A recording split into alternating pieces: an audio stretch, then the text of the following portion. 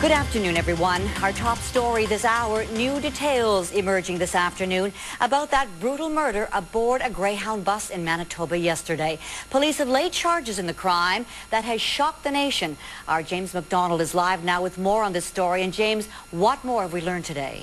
Well, Connie, the RCMP has announced that they have charged 40-year-old Vince Wei-Guang Lee of Edmonton with second-degree murder in this case.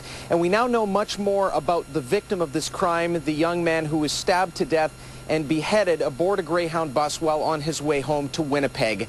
22-year-old Tim McLean is being remembered as a happy young man with many friends. He was a carnival worker who had been working in Edmonton and was riding at the back of the Greyhound bus when witnesses say a passenger sitting next to him stabbed him repeatedly, as many as 40 or 50 times. As passengers scrambled to get off the bus, the suspect decapitated the victim. Now, one local criminal lawyer we spoke with believes, given the circumstances of this case, the second-degree murder charge is appropriate. First-degree murder requires elements of planning and deliberation. It's a more serious level of offense with a higher punishment. So when you have a situation where it's really much more random, two strangers encounter one another on a bus, and out of events that we don't really know in particular that may have precipitated it, one kills the other, I would expect you to see a second-degree murder charge. There'd be no reason to think there was any planning and deliberation behind it.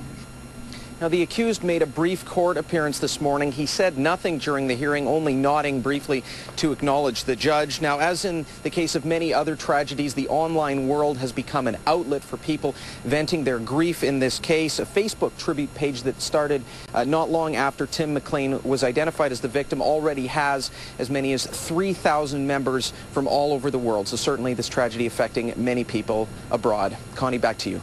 All right, thank you, James.